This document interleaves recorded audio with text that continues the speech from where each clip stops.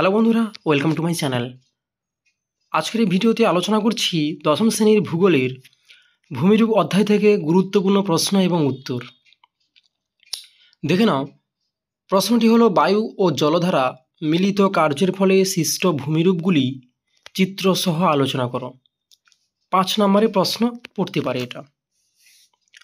উত্তরটা কীভাবে লিখবে দেখে নাও। পেডিমেন্ট, প্রথম ভূমিরূপ হচ্ছে পেডিমেন্ট। পেডি কথার অর্থ পাদদেশ এবং ম্যান্ট কথার অর্থ হচ্ছে পাহাড়, অর্থাৎ পাহাড়ের পাদদেশ। এই পেডিমেন্ট কথাটি আবিষ্কার করেন 1882 সালে জি.কে. গিলবার্ট। সংজ্ঞা: উষ্ণ মরু অঞ্চলে বিচ্ছিন্ন পাহাড় বা পর্বতের পাদদেশে ও বাজাদার মধ্যবর্তী অঞ্চলে চওড়া বিস্তীর্ণ মৃদু ঢালু শিলাময় ক্ষয়প্রাপ্ত সমতল ভূমিকে পেডিমেন্ট বলে।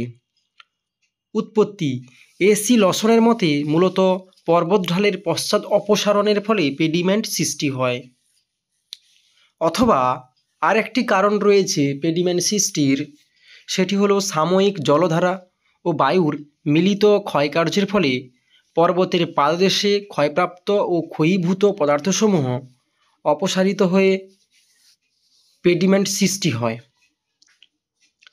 পেডিমেন্টের গড় ঢাল 1 থেকে 7 ডিগ্রি।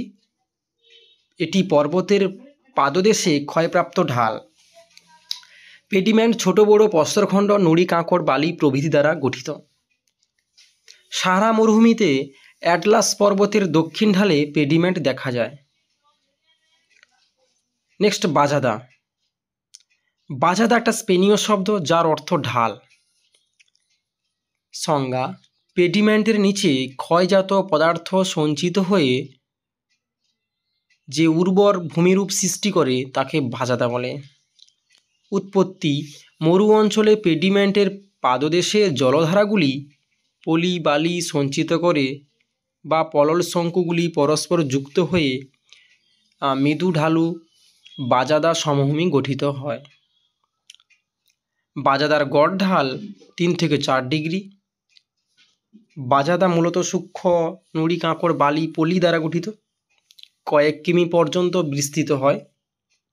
সাহারা মরুভূমিতে অ্যাটলাস পর্বতের পাদদেশে বাজাদা দেখা যায়। দিয়ে এইরকম একটা ছবি অঙ্কন করতে হবে। এটা ইনসেলবার্চ, পেডিমেন্ট, বাজাদা এবং অবশেষে প্লায়া থাকবে। প্লায়া হচ্ছে একটা স্পেনীয় শব্দ যার অর্থ লবণাক্ত হ্রদ। উষ্ণ মরু অঞ্চলে পর্বতের পাদদেশীয় বা উপত্যকার নিচু অঞ্চলে লবণাক্ত জলের সাধারণত অস্থায়ী হ্রদগুলিকে প্লায়া বলে। উৎপত্তি: উষ্ণ মরু অঞ্চলে পর্বত বেষ্টিত অবনমিত ভূমিতে কেন্দ্রমুখী জলনির্গম প্রণালী গড়ে ওঠে।